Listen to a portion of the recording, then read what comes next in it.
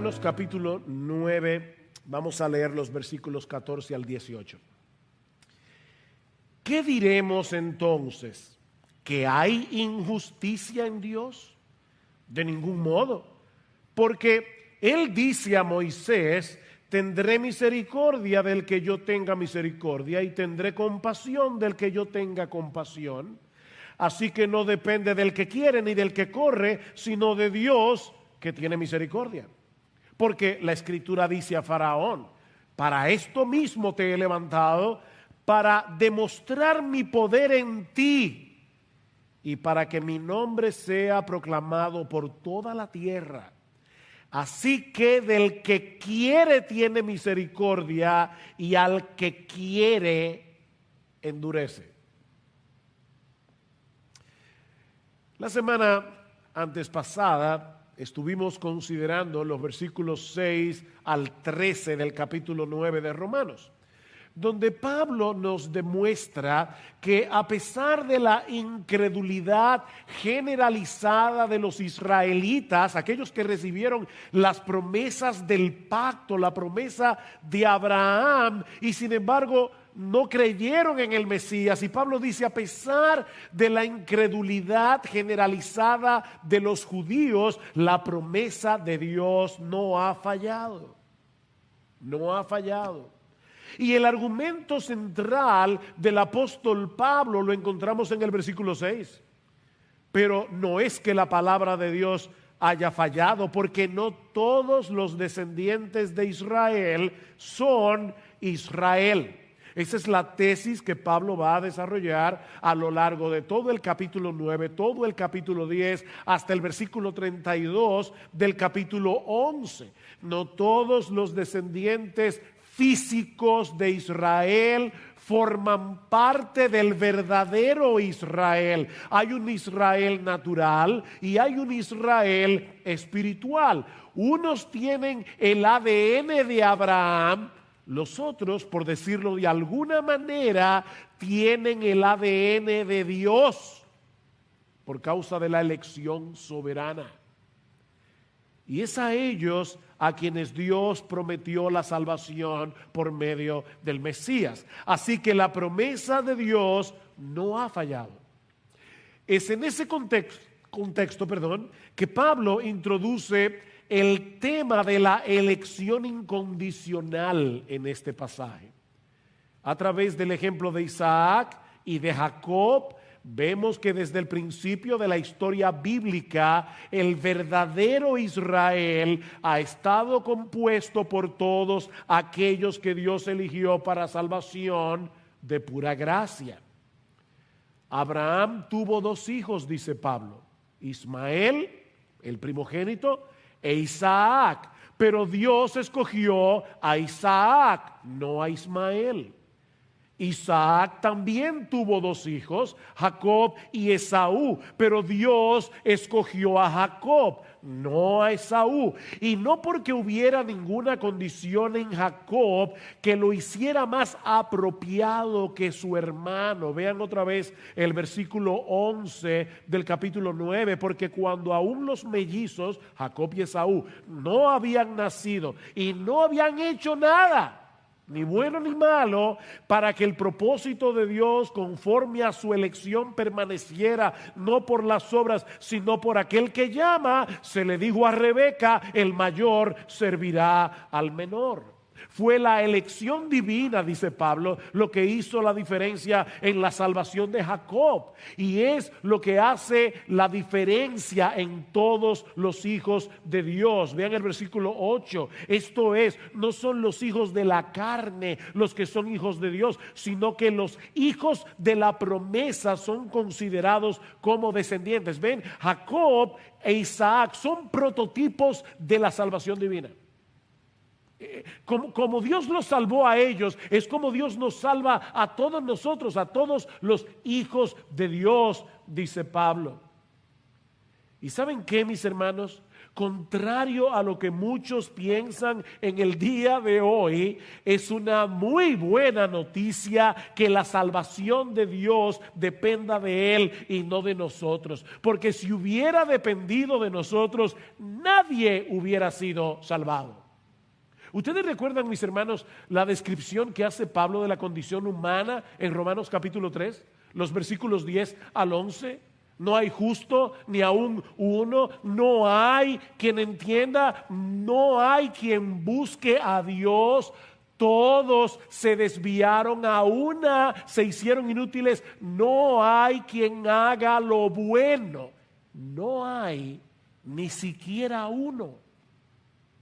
Uno, no lo hay.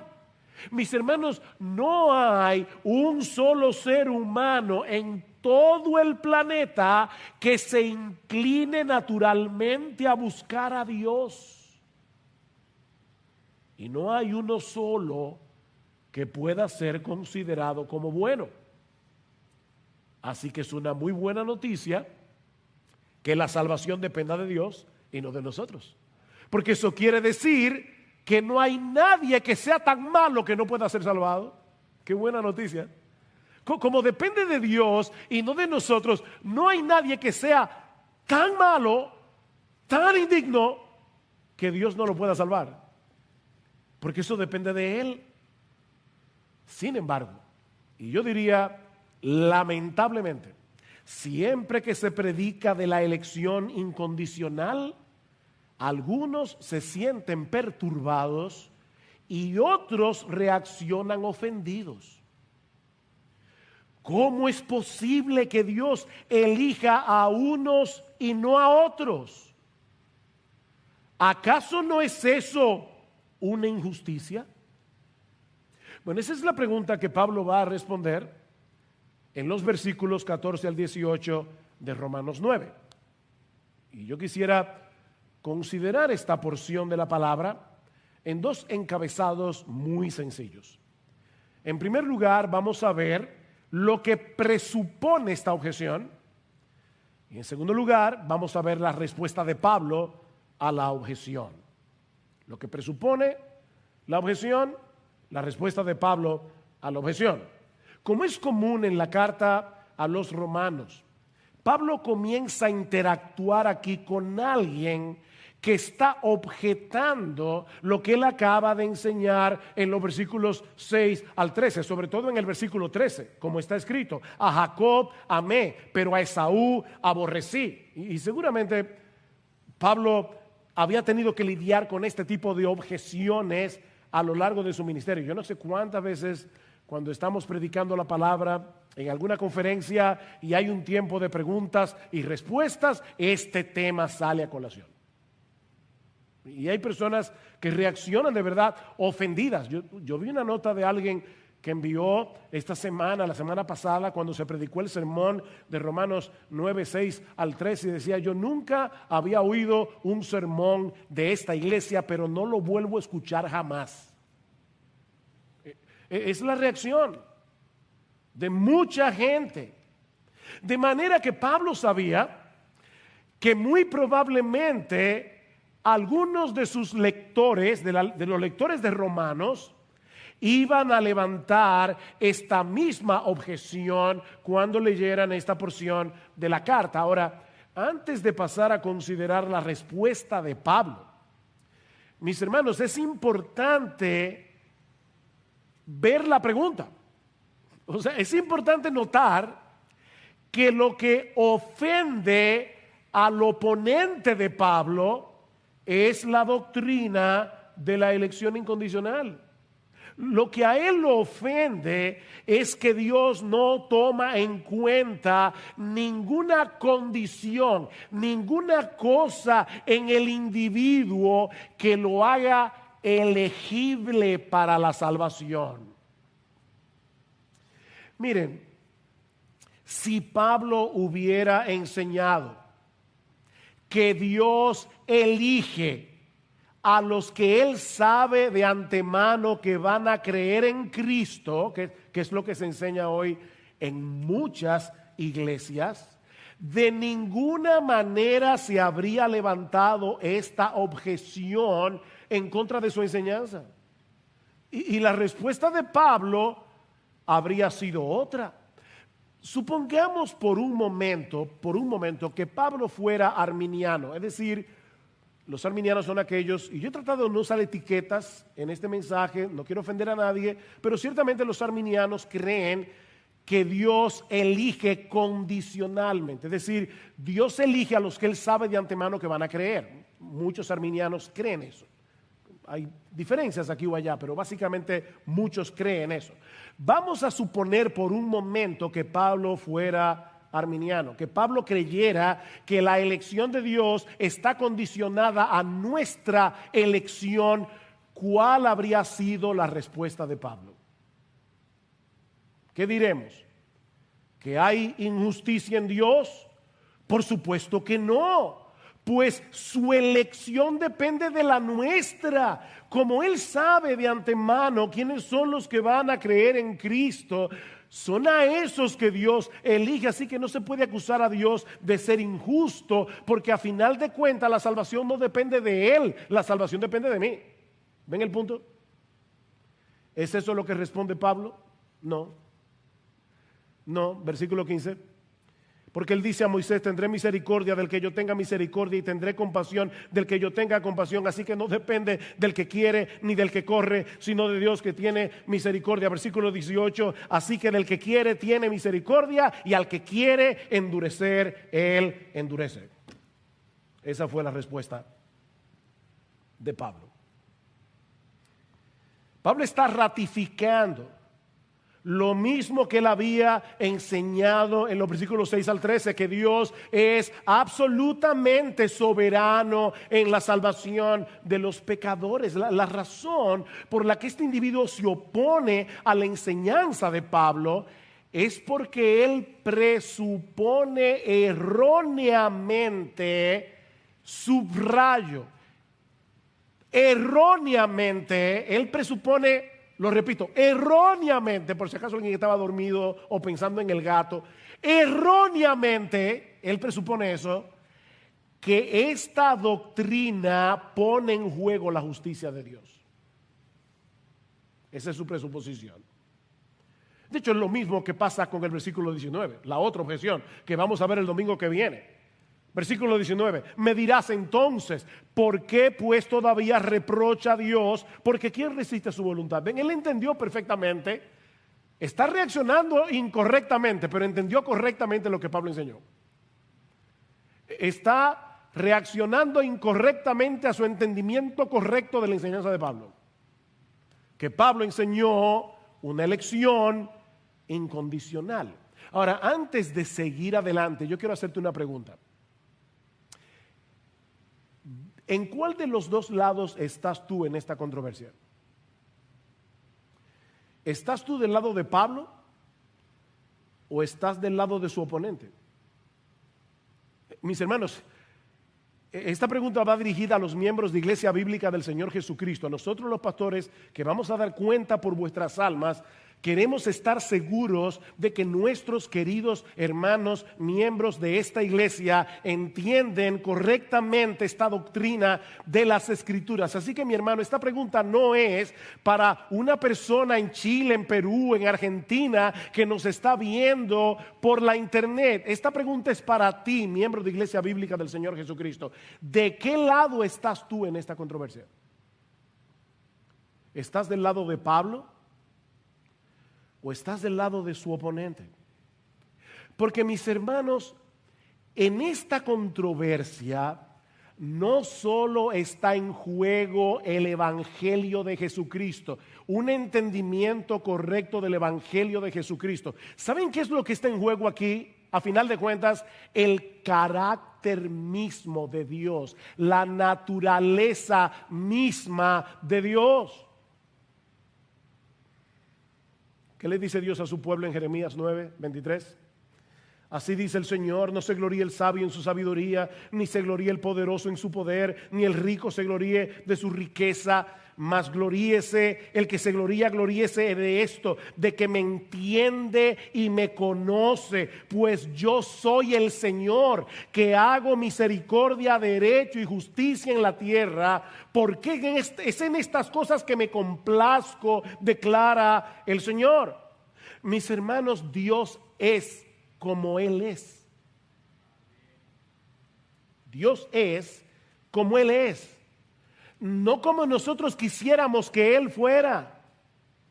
Y Él se ha revelado a sí mismo en su palabra, como dice Jeremías, para que nosotros lo conozcamos y para que nos gloriemos en Él. Si tenemos una perspectiva distorsionada de quién es Dios, hemos caído en idolatría. Porque nos estamos inventando un Dios diferente al de la Biblia. Mis hermanos, eso es adorar un ídolo y no al verdadero Dios. Aparte de que estamos invirtiendo los roles aquí, porque resulta que ahora somos nosotros los que estamos evaluando si Dios está actuando con justicia o no. O sea, yo estoy viendo la actuación de Dios, lo que Dios hace, y ahora yo siento a Dios en el banquillo de los acusados y me estoy sentando a mí mismo en el asiento del juez para evaluar si Dios está siendo justo o no. Pero mis hermanos, ¿cómo puede un hombre finito y pecador juzgar la actuación de Dios? De hecho, es lo que Pablo le va a decir a su oponente, y lo veremos el domingo que viene. ¿Quién eres tú, hombre? Hombre, ¿quién eres tú para que alterques con Dios? ¿Quién eres tú? De ahí la reacción de Pablo en el versículo 14. ¿Qué diremos entonces? ¿Que hay injusticia en Dios? De ningún modo. Y esta es una negativa bien fuerte en el original. No, es lo que Pablo está diciendo. 1000 veces no. Jamás permita Dios que pensemos de Él que está actuando de una forma injusta en la salvación de los pecadores. Y yo espero, mis hermanos, que todos los miembros de Iglesia Bíblica del Señor Jesucristo tengan esa reacción, debemos usar una palabra fina, visceral. Ustedes han visto a esa gente que tienen una reacción y dicen, wow, le salió de las entrañas. Bueno, lo que Pablo está diciendo aquí es no, 1000 veces no.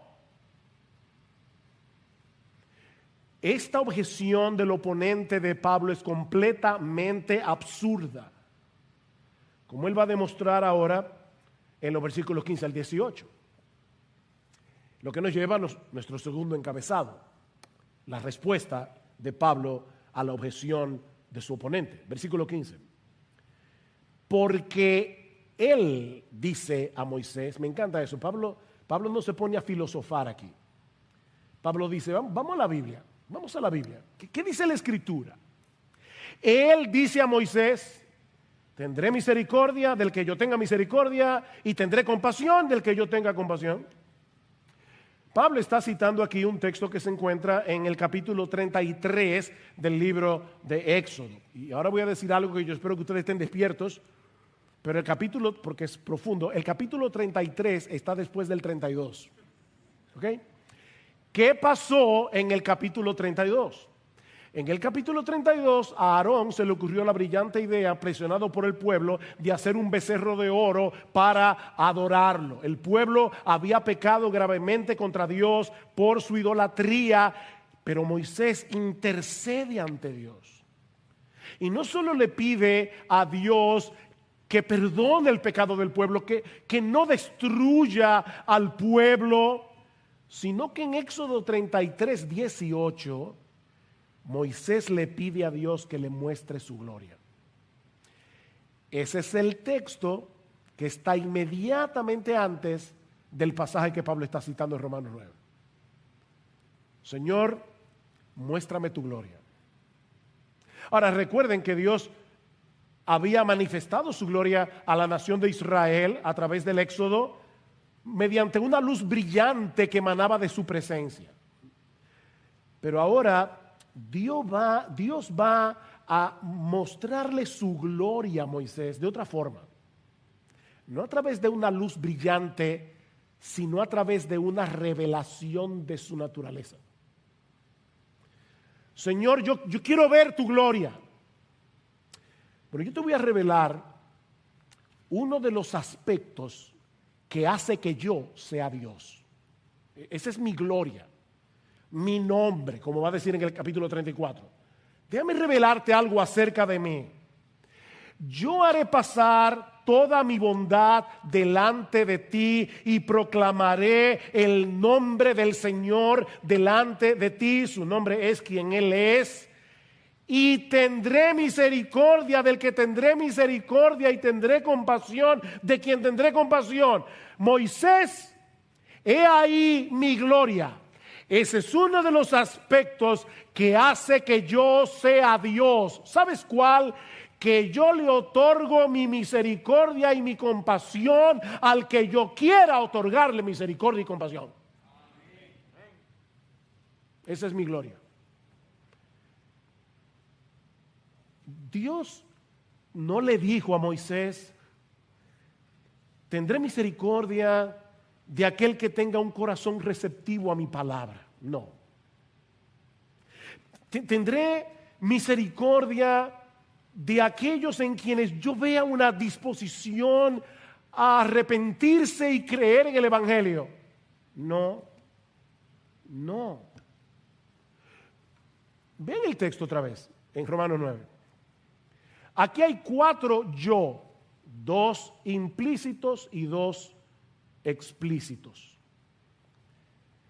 Tendré misericordia. ¿Cuál es el verbo, el sujeto, implícito? Yo.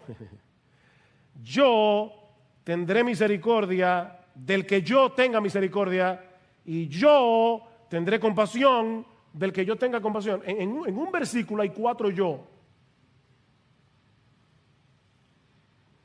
En otras palabras, eso no depende del libre albedrío. No depende del libre albedrío. Eso depende de la soberanísima, absoluta voluntad de Dios. Pero eso no es justo. De verdad. Piénsalo bien. ¿De verdad tú quisieras que Dios te tratara con justicia? Yo no. Pablo va a mostrarle a esta persona que lo que está objetando es una cosa completamente absurda. ¿De verdad tú quieres que Dios sea justo contigo? Justicia. Tú quieres justicia. Lo que tú y yo necesitamos es misericordia, no justicia. Si Dios hubiera decidido ser justo con todos, nos enviaría a todos al infierno. Eso es justicia, porque todos hemos pecado. Pero Él en cambio tomó la decisión de tener misericordia de miles de millones elegidos de pura gracia al precio de la vida de su propio Hijo. ¿Dónde está la injusticia? De hecho, mis hermanos, para que la gracia sea gracia y la misericordia sea misericordia, tiene que ser inmerecida. Tiene que ser inmerecida. Si tú mereces que alguien te haga un bien, ya no es gracia, es deuda. Porque lo mereces. Sería injusto que esa persona no te tratara bien o no te hiciera ese favor porque tú te lo mereces. Ese es el argumento de Pablo en Romanos capítulo 4, versículo 4. Y voy a leer de la Reina Valera del 60. Al que obra no se le cuenta el salario como gracia, sino como deuda. Cada vez que te pagan tu sueldo, eso no es gracia. Es una deuda que tu empleador tiene contigo por el trabajo que hiciste ese mes. Eso no es gracia. Pero si lo que tú y yo merecemos es ser condenados en el infierno por nuestros pecados y Dios decide en cambio favorecernos con la salvación al precio de la vida de su Hijo, eso es una gran misericordia. De manera que decir que Dios es injusto porque no le muestre esa misericordia a todos es una contradicción de términos, porque la misericordia por su propia naturaleza nadie la puede demandar. Es misericordia. El problema es que muchas personas confunden la justicia con la igualdad. Ahí está el problema. Si Él salva a uno, debe salvarlos a todos. Eso es lo justo, igualdad. Escuché recientemente la historia, esta es una historia de la vida real. Esto es real, hermano. De hecho, yo conozco a la persona que conoce a este hombre del que voy a hablar ahora. Un maestro está tratando de enseñar a un grupo de 7 niños en una clase de escuela dominical la doctrina de la elección incondicional. Así que él tomó un sobre y le dijo a los niños: tengo un billete de $1 en este sobre y he decidido dárselo a uno de ustedes. ¿Tengo derecho a dárselo al que yo quiera? ¿Al que yo elija? Por supuesto que sí, dijeron los niños, es tu dinero. Buena respuesta. Así que él le dio el sobre a uno de los niños, que lo recibió, por supuesto, muy agradecido. Gracias, profesor. Luego tomó 2 sobres más y se lo dio a otros 2 niños. Ahora hay 3 que tienen $1 y 4 que no tienen nada.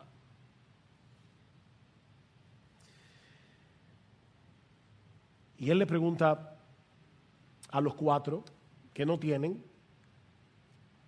¿cómo se sienten ustedes ahora? Uno de ellos respondió: no sé, me parece sospechoso. Y obviamente los otros 3 comenzaron a decirle: ¿pero de qué estás hablando? Hace unos minutos tú mismo dijiste que él podía darle su dinero a quien él quisiera porque él no te debe nada y ahora te parece sospechoso. Pero el maestro no lo dejó ahí. Él tomó 3 sobres más y se lo dio a 3 de los 4 que no tenían nada. Así que ahora hay 6 con $1 y hay 1 sin nada. Y el maestro le pregunta: honestamente, ¿cómo te sientes ahora? Y el niño respondió: que me engañaron. Y como ustedes se pueden imaginar, los otros 6 comenzaron otra vez a decirle: ¿cómo que te engañaron? Tú reconociste hace un rato que era su dinero. ¿Y qué le hacía con su dinero? Lo que él quisiera, él no te debe nada. Pero entonces el maestro tomó otro sobre, el último, y se lo dio al niño que no tenía nada. Y cuando él lo abrió, habían $5. ¿Cómo ustedes creen que reaccionaron los otros 6? ¿Ustedes ven el problema, mis hermanos?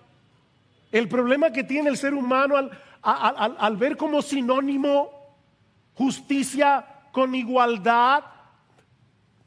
Cristo va a la tumba de Lázaro. Lázaro, ven fuera. Ustedes se imaginan a todos los que estaban ahí acusando a Jesús de ser injusto porque no resucitó a los otros? Él resucitó a Lázaro. ¿Cuál es el punto? ¿Cuál es el problema? Mis hermanos, ¿por qué Pedro y no Judas? Ambos traicionaron al Señor. ¿Por qué Jesús miró a Pedro y lo llevó al arrepentimiento y no a Judas? ¿Por qué Pablo y no Caifás? Los dos eran enemigos de Cristo.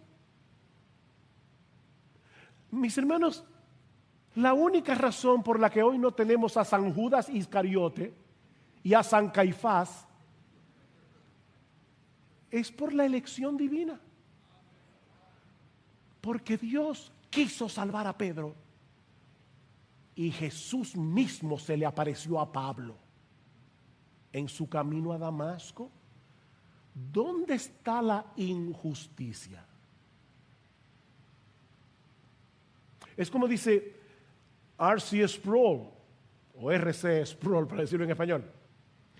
De una humanidad de personas culpables, Dios decide soberanamente conceder misericordia a algunos de ellos. Pregunta, ¿qué recibe el resto? Justicia. ¿Ven? Estos recibieron misericordia y estos recibieron justicia. Sigue diciendo Sproul, los salvados reciben misericordia, los no salvados reciben justicia, pero nadie recibe injusticia. Misericordia, justicia, pero en Dios no hay injusticia. No hay injusticia. Sobre todo, y mi amigo, si tú estás aquí sin Cristo, escúchame con atención. Sobre todo tomando en cuenta la realidad de que ningún pecador, ninguno, ni uno solo, quiere la salvación que Dios ofrece en el Evangelio. No hay uno que busque a Dios. De ahí lo que dice Pablo en el versículo 16. Así que no depende del que quiere ni del que corre, sino de Dios que tiene misericordia. Estas dos palabras aquí son importantes, querer y correr. Cuando Pablo habla de querer, aquí está hablando del deseo del corazón, está hablando del propósito. Y cuando habla de correr, está hablando del esfuerzo que nosotros hacemos para tratar de obtener lo que deseamos. Así que lo que Pablo está diciendo es que la salvación no depende ni de nuestros deseos o propósitos, ni de nuestro esfuerzo para acercarnos a Dios. No depende ni del que quiere, ni del que corre. Porque recuerden Romanos 3, no hay quien busque a Dios, ni siquiera uno. La salvación no puede depender del hombre porque nadie quiere ni corre. Nadie quiere ni corre hacia Dios. Mis hermanos y amigos que están aquí, por favor, te lo suplico, que nadie se imagine aquí a un montón de personas diciéndole a Dios, por favor, déjame entrar en tu reino, y a Dios en la puerta diciéndole, no, tú no fuiste elegido.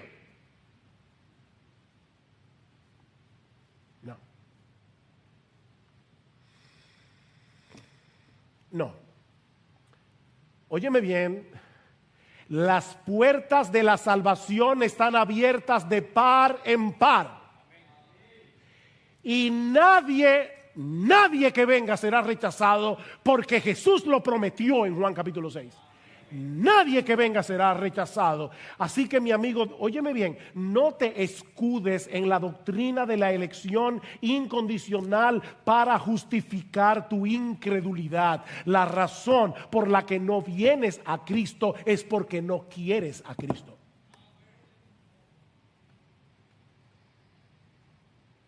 Porque cualquiera puede venir.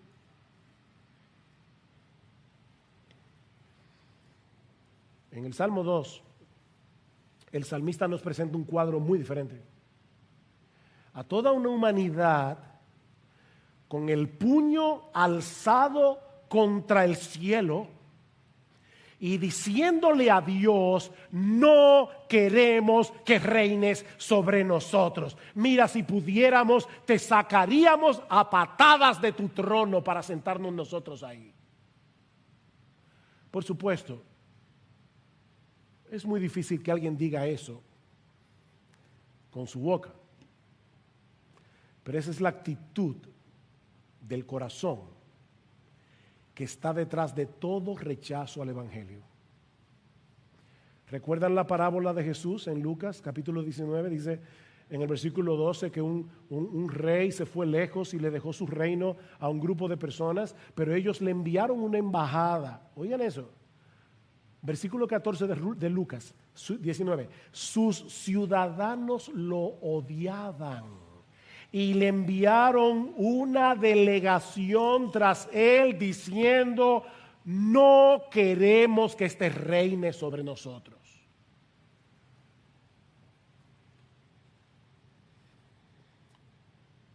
Pero Dios, aquí uno de esos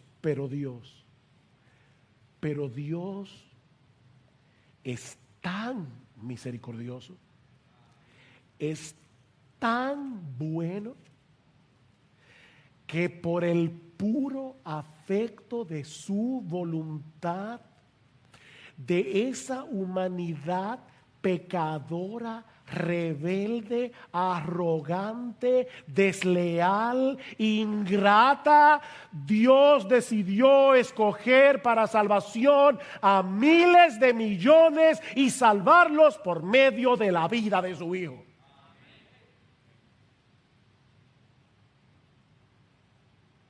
Ahí estábamos tú y yo.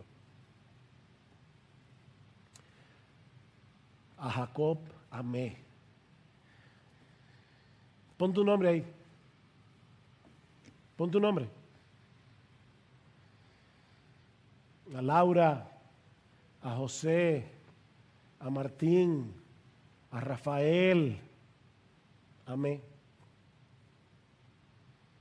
Ellos eran ingratos, desleales, todo lo que yo acabo de decir. Pero Dios decidió amarlo por el puro afecto de su voluntad. Y yo vuelvo a preguntar: ¿dónde está la injusticia? ¿Dónde está la injusticia? ¿Por qué es injusto que Dios decida otorgar su misericordia a miles de millones que no lo merecen y que deje a los otros en su justa condenación para recibir el castigo que sí merecen? Porque Dios no solo se glorifica al otorgar misericordia a sus elegidos, sino también al tratar con justo juicio a los culpables. Eso es parte de la gloria de Dios. Vean el versículo 17. Porque la Escritura, me encanta eso, la Escritura, el que dijo eso fue Dios, pero Pablo dice la Escritura, porque la palabra de la Escritura es la palabra de Dios. Cuando tú lees este libro, estás leyendo a Dios, estás oyendo, como dice Piper, ¿tú quieres oír audiblemente la voz de Dios? Lee la Biblia en voz alta. La Escritura dice a Faraón: para esto mismo te he levantado, para demostrar mi poder en ti y para que mi nombre sea proclamado por toda la tierra. Si ustedes leen Éxodo, los capítulos 4 al 14, van a ver que unas 7 veces dice que a Faraón endureció su corazón contra Dios. Y como 14 veces dice que Dios endureció el corazón de Faraón. Sin embargo, es interesante que Pablo no cita ninguno de esos versículos. Pablo está citando aquí Éxodo 9:16, donde no se dice nada acerca del endurecimiento de Faraón, pero sí del propósito de Dios en lo que él hace. Y por eso Pablo escogió ese texto. Y lo que Dios le dice a Faraón básicamente es esto: ¿sabes qué, Faraón? Yo te di la vida y yo te puse en ese trono. Yo te he levantado. Faraón se creía Dios en la tierra. De hecho, en Egipto se creía que el faraón y su hijo eran dioses. Y dice, ¿qué Dios te crees tú que eres? Fui yo que te di la vida. Fui yo que te coloqué en el trono de Egipto. ¿Y sabes para qué lo hice? Para glorificar mi nombre más ampliamente a través de la dureza de tu corazón. ¡Wow! Ahí es donde nosotros comenzamos a patinar. Pero, mis hermanos, Dios no pide excusas. Dios está diciendo, gloriate en esto, en conocerme y entenderme. Y ese soy yo. No fabriques un Dios diferente a mí. Ese soy yo. Ese soy yo. El Dios que levantó a Faraón. Miren, mis hermanos, Dios pudo haber fulminado a Faraón desde la primera plaga. Desde la primera vez que Faraón se negó a dejar libre al pueblo de Israel, Dios pudo haberlo fulminado. ¿Saben lo que va a decir Pablo en el versículo 22? Que Dios lo soportó con paciencia. Dios decidió soportarlo con paciencia para que fueran 10 plagas en vez de una. ¿Saben para qué? Para manifestar la gloria de su poder en una forma más evidente. Mis hermanos, yo no puedo torcer las escrituras. Eso es lo que Pablo está diciendo aquí, citando a Dios mismo en Éxodo 9.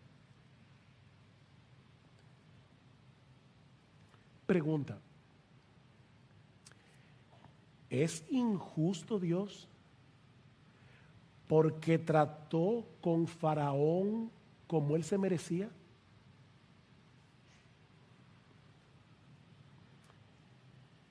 ¿Es injusto Dios? Por supuesto que no. Mis hermanos amados, amigos que están aquí en esta mañana, no te imagines a Faraón como un buen hombre a quien Dios convirtió en un hombre malo. Esa no es la historia. Lo que vemos en el Éxodo es a un hombre malvado, arrogante, prepotente, a quien Dios decide dejarlo sin freno en su maldad. ¿Tú oíste eso? Ahí es que viene la soberanía de Dios. Dios pudo haber hecho con Faraón lo que hizo con Pablo y convertirlo de perseguidor en apóstol, pero no lo hizo. No lo hizo. Dios lo que hizo fue dejar a Faraón que sigue en su maldad. Mis hermanos, Dios es soberano tanto cuando otorga misericordia como cuando trata al hombre con justicia. Versículo 18. Así que del que quiere tiene misericordia y al que quiere endurece. Uy. Mi hermano, déjame hacerte una pregunta. ¿Ese es tu Dios? Porque ese es el de la Biblia. Ahora, déjeme decirle algo. La forma como Dios actúa en los que se pierden no es exactamente igual de la manera como Él actúa en los que se salvan.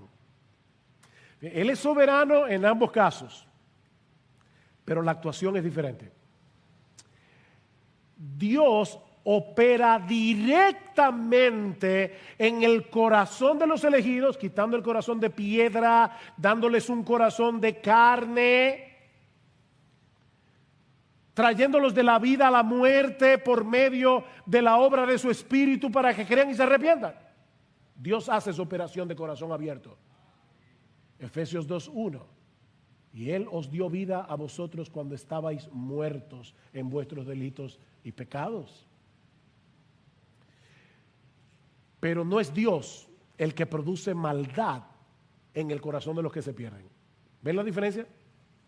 Es Dios el que cambia el corazón de los que se salvan, pero no es Dios el que produce maldad en el corazón de los que se pierden. Dice en Santiago capítulo 1, versículo 13, Dios no puede ser tentado por el mal, ni él mismo tienta a nadie. Esa maldad estaba ahí. Pero ¿saben una cosa? Dios en su gracia común muchas veces usa su mano para restringir la maldad, para frenar la maldad. De lo contrario, este mundo sería un infierno.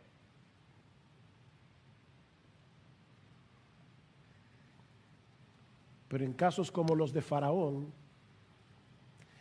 Dios decide soberanamente retirar su mano para que sigan sin freno en el curso de acción que ellos quieren.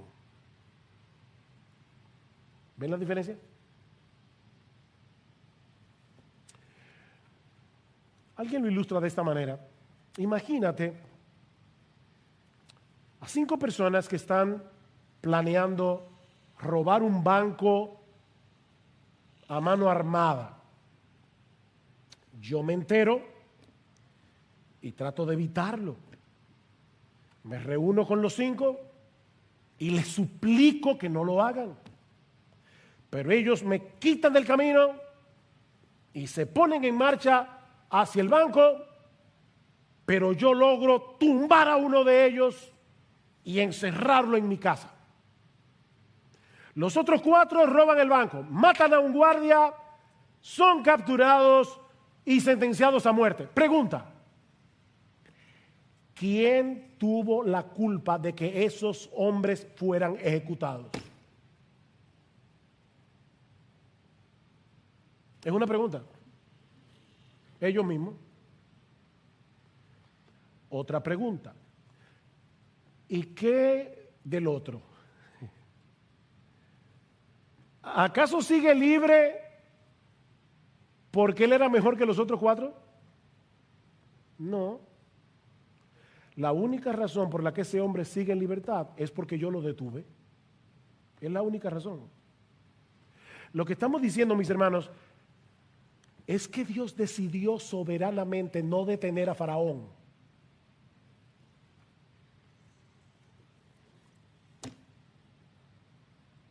Y nadie puede acusarlo de ser injusto por dejarlo en su maldad. Así que del que quiere tiene misericordia y al que quiere endurece. Por eso alguien ha dicho: los que van al infierno no tienen a nadie a quien culpar sino a ellos mismos. Y los que van al cielo no tienen a nadie a quien alabar sino a Jesucristo.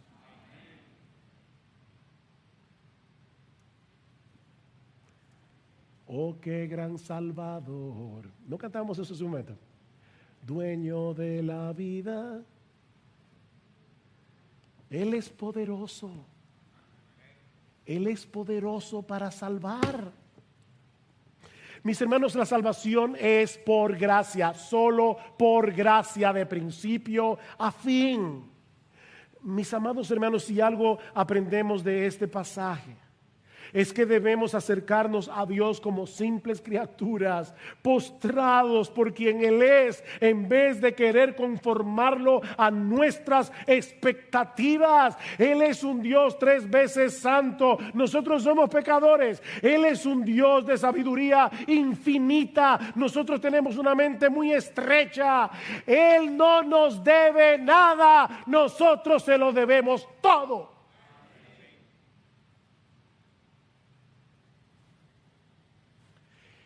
¿Quiénes somos nosotros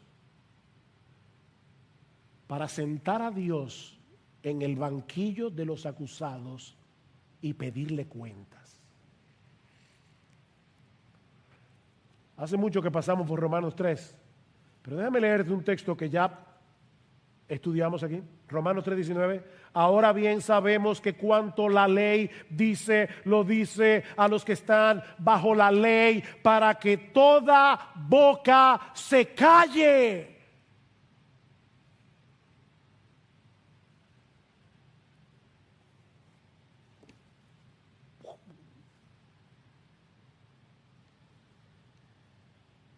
¿Quién eres tú para que alterques con Dios? Oh hombre, somos, la palabra en español sería opinadores, pero esa palabra suena linda. En inglés, opinionated es otra cosa.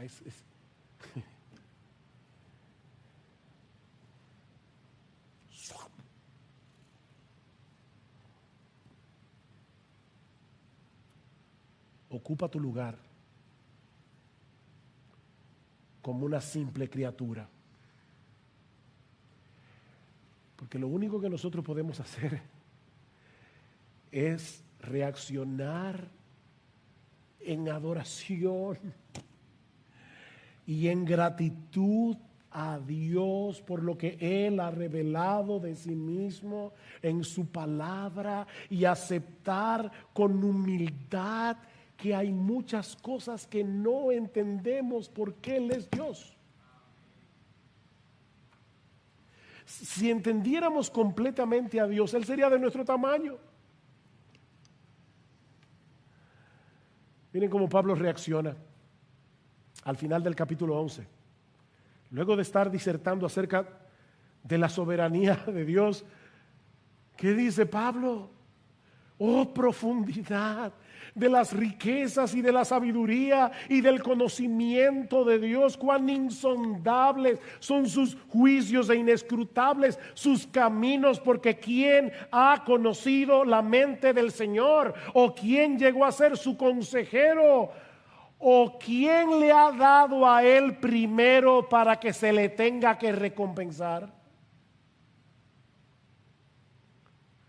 Porque de Él y por Él y para Él son todas las cosas.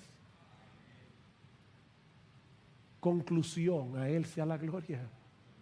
A Él sea la gloria. Mi amado hermano, no trates de domesticar a Dios. No trates de domesticar a Dios, porque un Dios domesticado es un ídolo y no el Dios de la Biblia. Mis hermanos, nuestro Dios es digno de adoración, es digno de nuestra confianza. ¿Saben por qué? Porque Él es Dios. Como dice en Efesios, el texto que leímos al principio, versículo 11, porque Él es aquel que nos predestinó conforme al que hace todas las cosas conforme al consejo de su voluntad. Y 3 veces dice Pablo, para alabanza de su gloria. Versículo 6 de Efesios 1, para alabanza de su gloria. Versículo 12, para alabanza de su gloria. Versículo 14, para alabanza de su gloria. No para que te perturbes, sino para que lo alabes.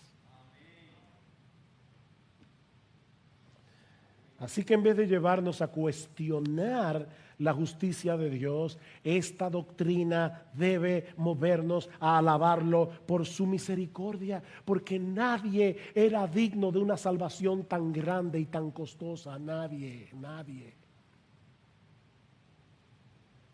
Wow. La segunda persona de la Trinidad, el que hizo los cielos, las estrellas, las constelaciones, los planetas y el coronavirus, todo. Se hizo hombre para vivir la vida que tú y yo no podíamos vivir, la vida de obediencia perfecta, y luego llevar nuestra culpa y nuestra vergüenza en la cruz del Calvario. ¡Qué amor! Mis hermanos, ¿qué otra cosa podemos hacer los creyentes que caer postrados en adoración ante la sorprendente misericordia de Dios? Si hoy estamos en Cristo, es por el hecho de que la elección es incondicional, porque de haberse requerido alguna condición, aún estaríamos muertos en nuestros delitos y pecados. Pero mi amigo, es precisamente porque esa salvación es incondicional que hoy podemos invitar a todos por medio del Evangelio a que vengan y se refugien en Cristo para el perdón de sus pecados. El mismo que escribió Romanos 9, 14 al 16 es el mismo que dice en el versículo 1 del capítulo 10: hermanos, el deseo de mi corazón y mi oración a Dios por ellos es para su salvación. Me dio mucha pena. De verdad, esta señora que envió esa nota, no sé quién es, pero ella decía: yo he estado orando por mi hijo, por su salvación, y ahora estas personas me están diciendo que la salvación depende de Dios, como si fuera un problema.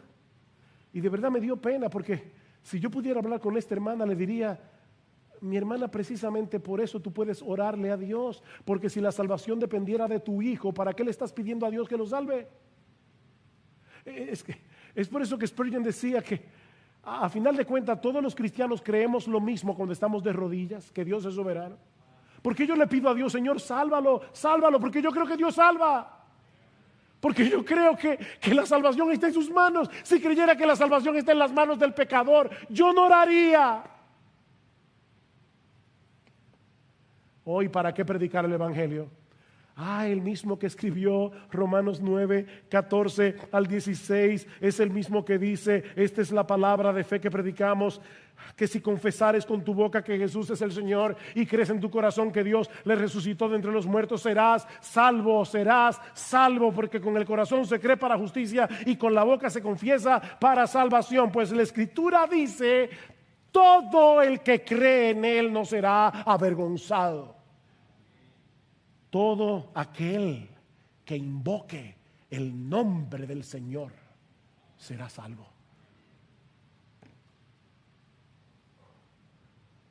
Mi amigo, déjame decirte algo. Tu responsabilidad no es averiguar si tú estás en el grupo de los elegidos. Esa no es tu responsabilidad.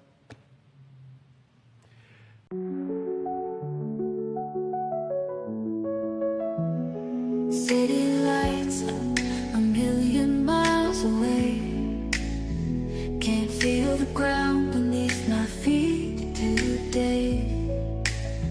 Lost in the rhythm, a heartbeat in the night. Chasing neon dreams in a digital fight. Every